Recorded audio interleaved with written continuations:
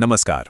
आज के इस खास एक्सप्लेनर में हम बात करने वाले हैं रूनीचा के राजा बाबा रामदेव जी की। जी हाँ, एक ऐसी जीवन गाथा जो इतिहास के पन्नों से निकलकर आज भी लाखों दिलों में धड़क रही है। तो चलिए, बिना किसी देरी के सीधे इस सफर पर चलते हैं और समझते हैं कि कैसे राजस्थान का एक ऐतिहासिक महापुरुष समानता और इंसानियत का एक ऐसा प्रतीक बन गया जिसका असर सदियों बाद आज भी हम महसूस कर सकते हैं। देखिए, राजस्थान, जब भी हम इस वीर भूमि की बात करते हैं तो जहन में क्या आता है? तप, त्याग और गहरी भक्ति। यहाँ तो भाई रेत का एक एक कण अपने आप में एक पूरा इतिहास समेटे हुए है। और इसी जादुई ऐतिहासिक माहौल में जन्म हुआ एक ऐसे महान संत का जिनका इकलौता मकसद था समाज में समानता और मानवता को वापस लाना। तो कहानी का पहला हिस्सा, राजा अजमल की पीड़ा। पोखरण के राजा, बेहद पराक्रमी और बिल्कुल न्यायप्रिय, लेकिन इतने बड़े शासक होने के बावजूद उनके जीवन में एक बहुत गहरा दर्द छिपा था। जरा सोचिए, एक तरफ अथाह दौलत, विशाल राज्य और अपार सम्मान, मतलब दुनिया की हर वो चीज जो कोई भी राजा चाह सकता है, लेकिन दूसरी तरफ एक ऐसी तकलीफ जो उन्हें अंदर ही अंदर खाए जा रही थी, संतान न होने की पीड़ा। ये एक बहुत ही मानवीय दर्द है ना? इस खालीपन को भरने के लिए उन्होंने हर संभव कोशिश की, हर मंदिर के चक्कर काटे। बस एक ही मन्नत थी उनकी, अगर संतान मिली तो पूरा जीवन बस ईश्वर की सेवा में लगा देंगे। उनकी झोली भले ही खाली थी, पर उनकी भक्ति में कोई कमी नहीं थी, बिल्कुल नहीं। अब आते हैं दूसरे पड़ाव पर, एक दिव्य अवतार। कहते हैं ना कि सच्ची पुकार कभी अनसुनी नहीं जाती। राजा अजमल की भक्ति जब एकदम चरम पर पहुंची तो जो हुआ वो सच में किसी चमत्कार से कम नहीं था। वाकई घटनाएं इतनी तेजी से घटीं कि आप हैरान रह जाएंगे। सबसे पहले राजा की वो निस्वार्थ प्रार्थना, फिर एक रात गहरी नींद में उन्हें एक अद्भुत सपना आता है। और ये कोई आम सपना नहीं था। स्वयं भगवान ने दर्शन दिए और वादा किया कि वो खुद उनके घर जन्म लेंगे। और फिर रानी के घर एक बेहद ही दिव्य बालक का जन्म होता है। बताया जाता है कि उस वक्त पूरे महल में एक तेज रोशनी फैल गई थी। राजपुरोहित ने तो उसी पल कह दिया था कि भाई ये कोई साधारण बच्चा नहीं है, ये तो साक्षात ईश्वर का अवतार है। अब बालक रामदेव बड़े होने लगे, लेकिन उनका बचपन किसी आम राजकुमार जैसा बिल्कुल भी नहीं था। राजसी ठाट बाट, महल के सुख, इन सब में उन्हें कोई दिलचस्पी नहीं थी। उनका सारा फोकस, उनकी पूरी ऊर्जा सिर्फ एक जगह थी, गरीबों की सेवा। भूखों को खाना खिलाना, बीमारों को अपने स्पर्श से ठीक करना। मतलब बहुत ही छोटी उम्र में गांव वालों को समझ आ गया था कि ये बालक सचमुच भगवान का ही रूप है।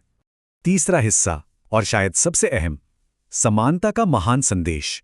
देखिए, सिर्फ चमत्कारों ने उन्हें सदियों तक अमर नहीं बनाया, बल्कि उनकी सोच, उनका समाज को देखने का नजरिया, वो असली वजह थी।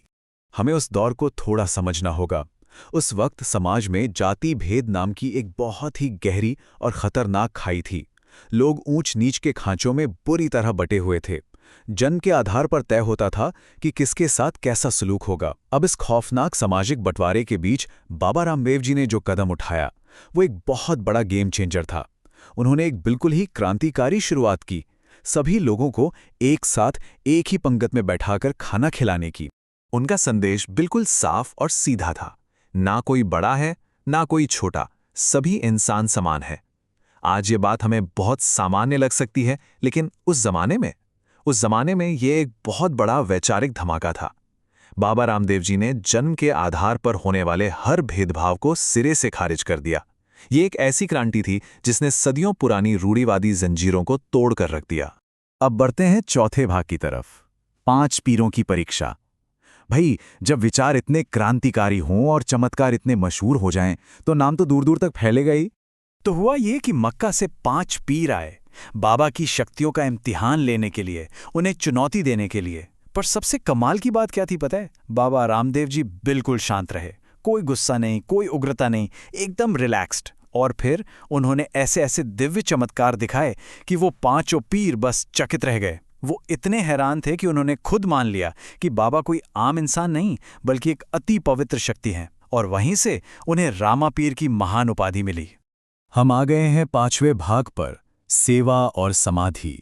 ये वो समय है जब जीवन का भौतिक रूप एक शाश्वत और आध्यात्मिक रूप लेने जा रहा था। देखिए, रामापीर बनने के बाद भी उनका मिशन नहीं बदला। जीवन का बस एक ही मकसद था, बिना किसी स्वार्थ के लोगों की सेवा। जब भी किसी दुखी या गरीब ने सच्चे मन से पुकारा, वो दौड़े आए। लेकिन जब समय पूरा हुआ तो बाबा ने रूनीचा में समाधि लेने का फैसला किया। पर जाने से पहले उन्होंने एक बहुत ही खूबसूरत बात कही, मैं कहीं नहीं जा रहा, मैं हमेशा अपने भक्तों के साथ रहूंगा। ये कोई मामूली विदाई संदेश नहीं था, ये एक पक्का वादा था कि उनकी शिक्षाएं और उनका समानता का वो संदेश हमेशा उनके लोगों का मार्गदर्शन करेगा। और अब छठा और आखिरी हिस्सा, आज का रामदेवरा। चलिए इतिहास के पन्नों से निकलकर वापस आज के समय में आते हैं और देखते हैं कि इन सब का आधुनिक राजस्थान पर क्या असर है। ये जो लाखों की संख्या है ना, ये अपने आप में पूरी कहानी बयां कर देती है। जरा सोचिए, आज भी रामदेवरा भक्ति और आस्था का सबसे बड़ा केंद्र है। हर साल लाखों की तादाद में श्रद्धालु अपनी मुरादें लेकर यहाँ आते हैं। ये सच में कोई छोटी बात नहीं है। सदियों पहले इंसानियत और आस्था का जो बीज बोया गया था, वो आज एक विशाल पेड़ बन चुका है। और सबसे खास बात, आज भी ये जगह इतनी अद्भुत क्यों है? क्योंकि यहाँ आकर सारे जातिगत बंधन टूट जाते हैं। कोई भेदभाव नहीं है, बस शुद्ध सच्ची भक्ति।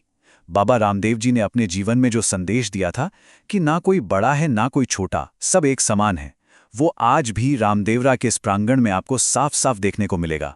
वहाँ की भीड़ इसी समानता का जीता जागता सबूत है। तो इस एक्सप्लेनर को खत्म करने से पहले एक सवाल है जिस पर हम सबको सोचना चाहिए।